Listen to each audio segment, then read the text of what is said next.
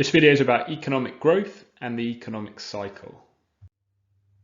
Economic growth is measured by the percentage increase in real GDP, with GDP standing for gross domestic product, the total value of all of the output produced in an economy. Now, the real part means that it's been adjusted to account for changes in the price level. And we can distinguish between economic growth in the short run and in the long run. Now, short-run economic growth can be caused by increases in aggregate demand, and this is what we can see here in the diagram, with aggregate demand increasing from aggregate demand to AD1. And that's going to be brought about by anything causing those components of aggregate demand, so that's consumer expenditure, investment, government spending, and net exports, or exports minus imports. Any of those factors to rise will increase aggregate demand and increase output in the economy, and we have economic growth in the short run. It could also be caused by increases to short-run aggregate supply, which could be brought about by a fall in firms' costs of production, encouraging them to supply more, and again output in the economy rises in the short run. Now, the problem with short-run economic growth is that if we accept the classical model of long-run aggregate supply with the vertical long-run aggregate supply curve, will always keep returning to the full employment level of output in the long run. So in order to achieve growth which is sustained in the long run, we need to see an increase in long-run aggregate supply. And to achieve that, we need an increase in the quality or quantity of the factors of production. And so that might be through education and training, improving the quality of labour, or another example, it could be through investment, improving the quantity and quality of capital. And another way to think about this long-run economic growth is that it would be the production possibility frontier for the entire economy shifting outwards.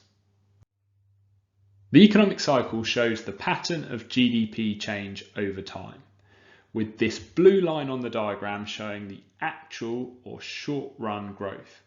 And this will be constantly fluctuating, but it tends to follow this pattern of moving through peaks and troughs. And this is because when times are good, with GDP rising rapidly, firms tend to invest more, and that's known as the accelerator effect.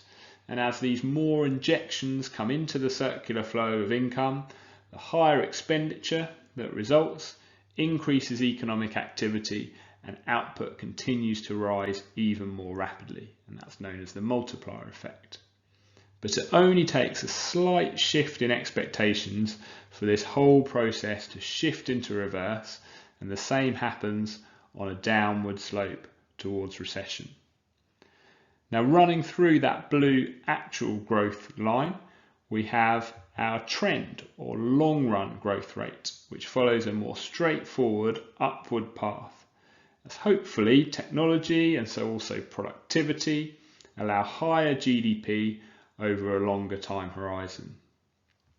Now, we can use this to compare the trend rate of growth and the actual rate of growth to show this idea of output gaps. Now, a positive output gap is when actual output is higher than potential output, and we can see that at these points in the diagram here. And that means the economy is overheating. Labour and capital is working beyond their usual capabilities to provide higher growth than what's usually possible. A negative output gap is when actual output is lower than potential output. So we can see that at these points on the diagram here.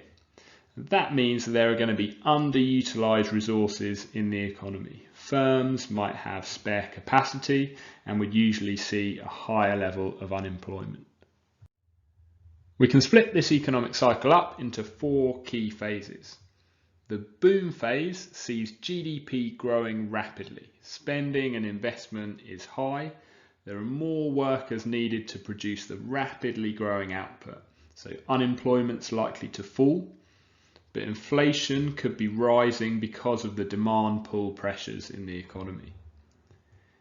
In the slowdown phase, everything that was happening in that boom phase starts to level off. GDP growth has peaked and is leveling off. Unemployment stops falling and might even start to rise again. Inflation slows down, and so there will be some disinflation. In the recession phase of the economic cycle, GDP growth will be negative. Spending and investment are falling.